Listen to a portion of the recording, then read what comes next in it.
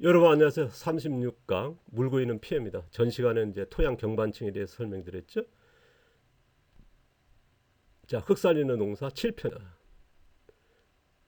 자, 그 전에 이제 우리가 밭갈이 피해에 대해서 이제 네 번째 하고 있습니다. 첫 번째 이제 토양 유실 피해에 대해서 얘기했고요. 두 번째는 이제 토양들이 유실돼서 하천과 강으로 바다로 흘러가면서 이제 적조, 녹조, 갯놈 현상의 피해에 대해서 말씀드렸고요. 그다음 전 시간 전편 3편에서는 이제 경반증 발생 피해에 대해서 말씀드렸습니다.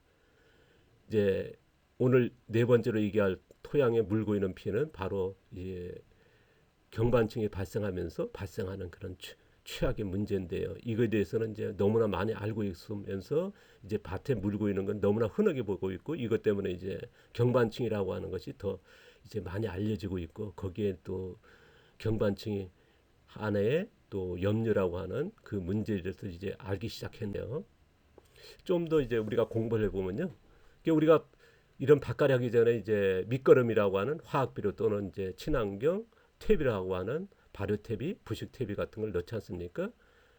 그러면 이제 우리가 밭갈이 부분이 보통 15cm 내외라 그럽니다. 뭐 거기에 따라서 이제 경운의 방법에 따라서 약간 차이가 있습니다만은 또 이제 심톡이라 해서 뭐 깊이 하는 것도 있습니다만은 일반적인 이제 밭갈이를 얘기합니다. 이거는 이제 그 농촌진흥청에서 발표한 내용을 가지고 이제 말씀드리는 거니까요. 개인적으로 약간의 차이점이 있다는 건 또 참고하시고.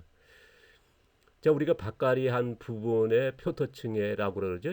이제 밭갈이한 부분, 거기에 비료 퇴비가 넣어진 부분을 이제 표토층이라는데 보통 이제 10cm에서 20cm를 얘기하는 게 이제 보통 이제 표토층입니다. 그거는 이제 우리가 얘기할 때에 학자마다 좀 틀리거든요. 어떤 학자들은 30cm까지 얘기하신 분이 있고요. 어떤 분들은 이제 20cm 뭐 그러니까 그러면 우리가 밭갈이한 부분을 표토층이라 보시면 이제 틀리지 않을 겁니다. 그러면 표토층에 비료퇴비가 넣어졌고 작물들이 그 양분이 있으니까 거기에서 이제 작물들이 자라겠죠. 뿌리가 뻗어가는 거거든요. 그다음 밭갈이 안 한 부분에서는 이제 쟁기 바닥층이라는 건데 이게 경반층이라고 했죠. 그리고 거기에는 또 비료 성분들이 시간이 지나면서 쌓이게 되고 있고 이게 염류 경반층이라고 하는 건데요. 그 문제는 뭐냐면 이제 그 경반층 다음에 발생하는 문제인데요. 자, 발생 원인에 대해서 이제 전 시간에 했던 걸 다시 복습하면요.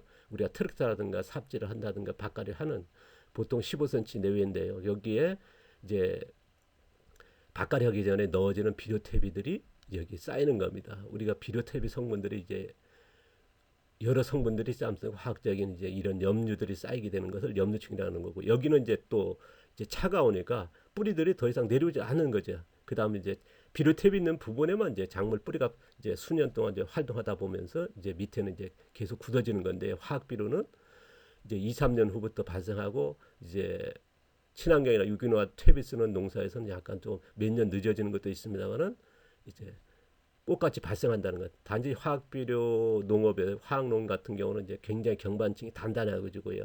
그다음 친환경이나 유기농에서 발생하는 것은 퇴비 농사에서는 약간 불안정한 형태로 나타난다. 그러나 경반층은 똑같이 염류 경반층은 발생한다는 게 최근에 이제 발표 수많은 이제 연구들에 의해서 발표되는 내용들입니다. 이거에 대해서는 이제 많은 분들 다 알고 있고요. 이게 우리가 비료 퇴비가 넣어짐으로써 일어나는 게 이제 현대농업의 토양에서 제일 큰 게 이제 그래서 때알구조 뭐 그에 대해서 뭐 그런 게 굉장히 얘기하지 않습니까? 이 때알구조 만들고 흙이 부드러지고 뭐냐면 이제 통기성 뭐 보수성 얘기하는 게 바로 그 토양의 미생물과 동생물들을 만드는 거거든요. 그런데 우리가 밭갈이하고 이제 비료 퇴비하고 그러다 보니까 이제 미생물이 현저히 감소돼 있거든요. 그리고 토양이 노출되다 보니까 그러다 보니까 뭐냐 토양의 이런 그 때알구조 만드는 역할이 그 미생물이 감소하다 보니까 이제 경반화 일으키는 건데요.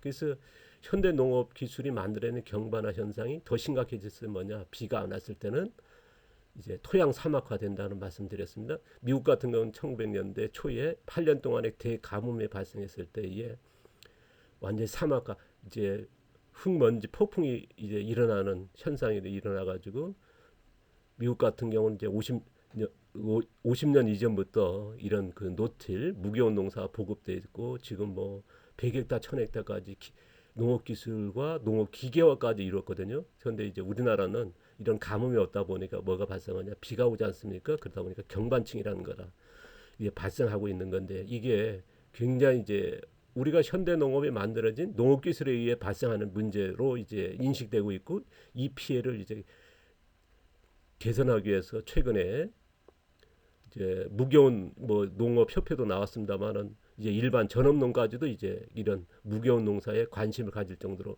일반화됐죠. 제가 이제 35년 전에 KBS 방송에 나와달라 해서 제가 이제 20대 중반 때입니다.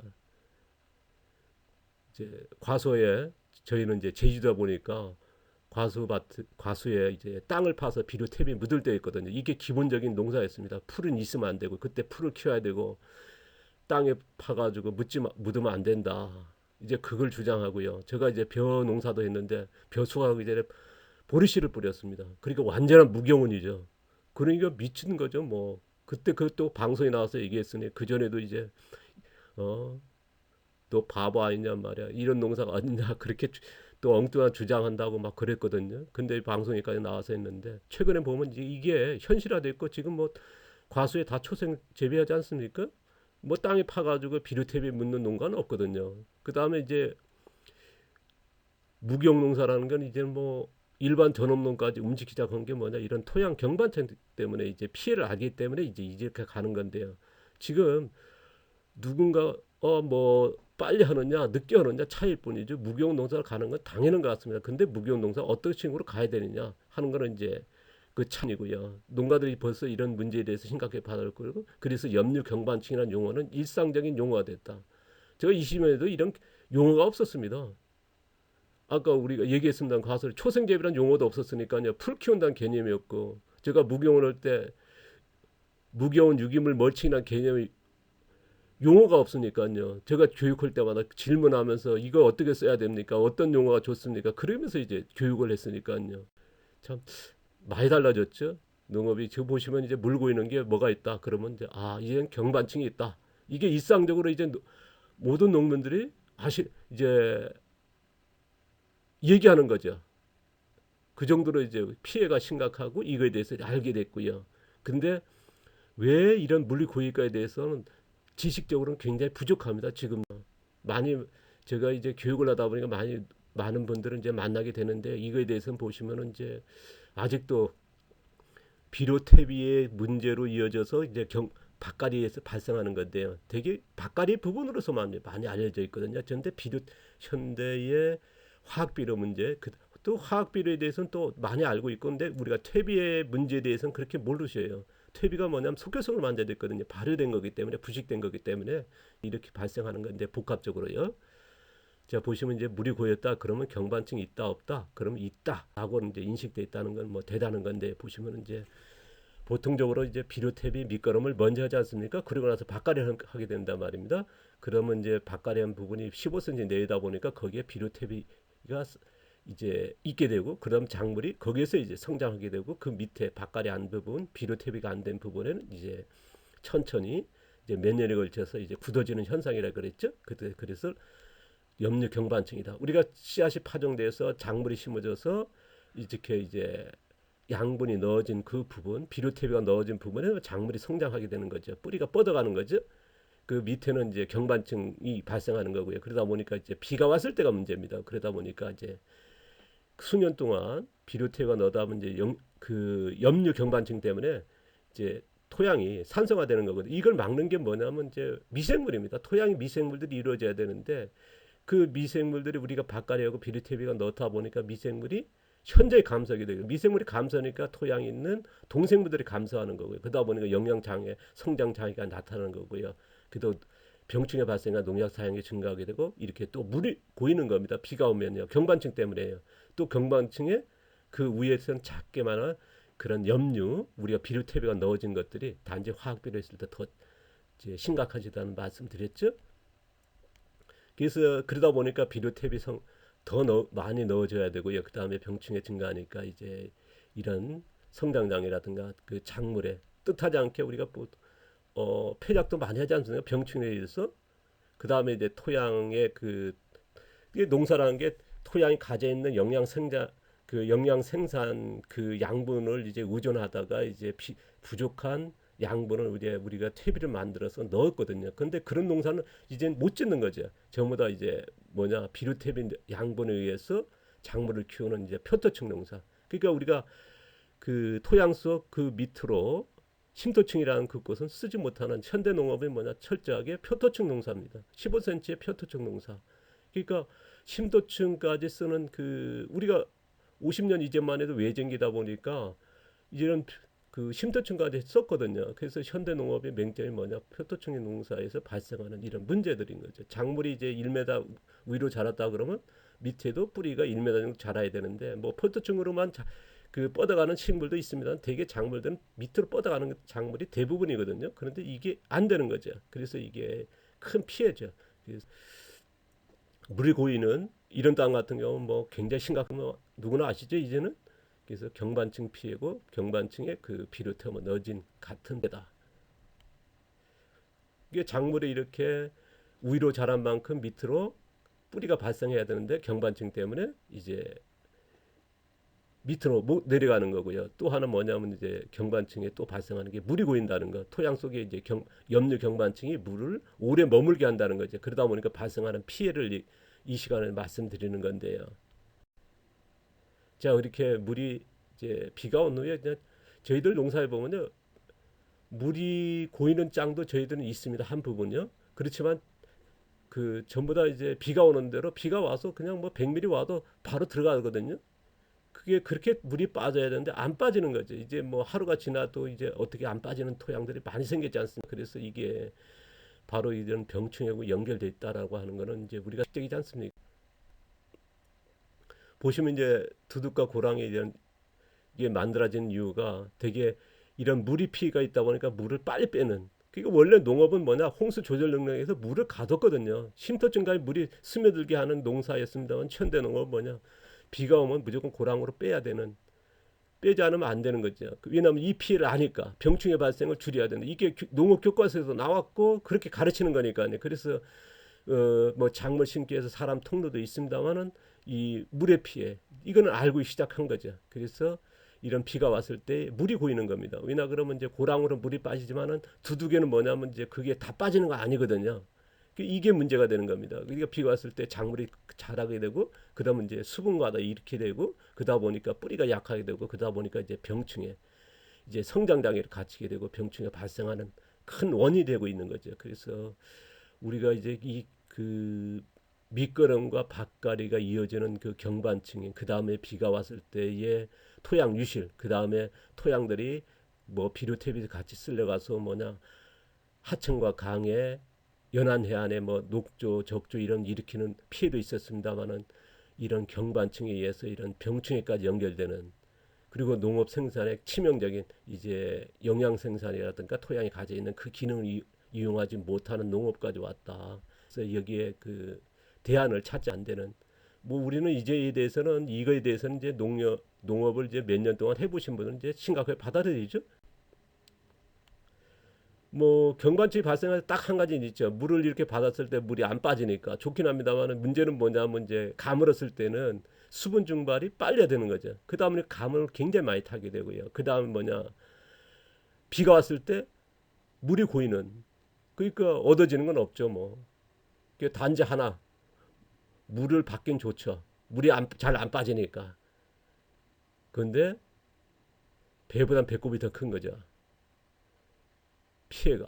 그래서 이게 좀 심각하게 받을 필요 있고요. 그래서 우리가 그 속효성 그 제가 이제 비료 퇴비에 대해서 정말 말씀드리니까 화학비료는 밑거 우리가 속효성을 알고 있고 퇴비는 이제 밑거름 그 쓰고 있는 그 퇴비를 이제 지수성으로 이제 우리가 배우지 않습니까? 그런데 지금 우리가 발효시켜서 쓰거든요. 부식해서 이제 분자화시키는 입자가 아주 작게 그래서 작물에 바로 영양분이 되게끔 만들어진 게 퇴비거든요. 우리가 보통 6번 이상의 뒤집어라 하는 그 퇴비 시방서가 있듯이 그 시방서에 따르면 우리가 굉장히 분자화된 거거든요. 그래서 속효성을 봐야 되거든요. 그러면 이제 그럼 지수성 퇴비가 뭐냐? 우리가 연날 퇴비입니다.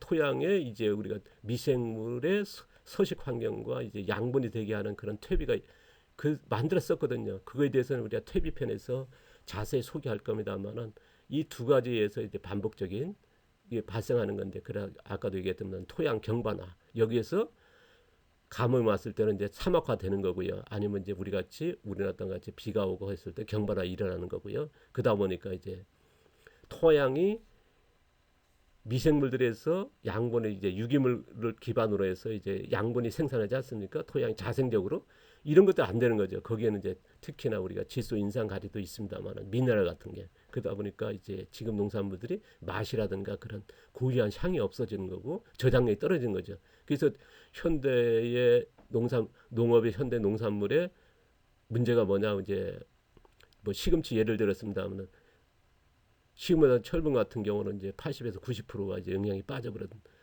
뭐 백년제 사과 먹으려면 이제 50개, 60개 먹어야 된다 할 정도로 이제 빠졌다지 않습니까? 그래서 이제 심각하게 받아들이는 거고 그다음 병충해 발생 아까 말씀드렸죠. 그다음에 표토충 농사라는 거.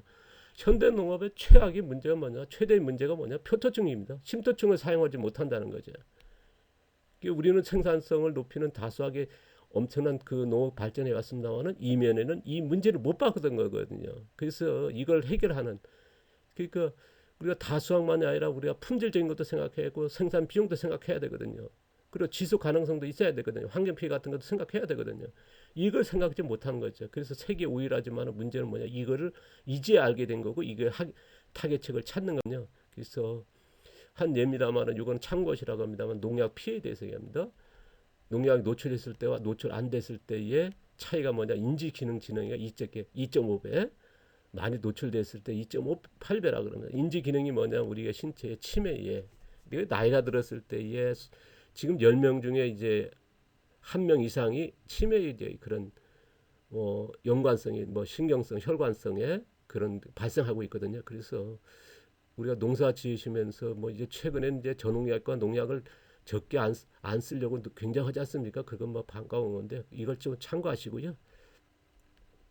참고 자료를 이제 제가 이제 한번 올려두는 거고요. 그래서 저는 이그룹 농사의 지금 현재 표토충 농사죠.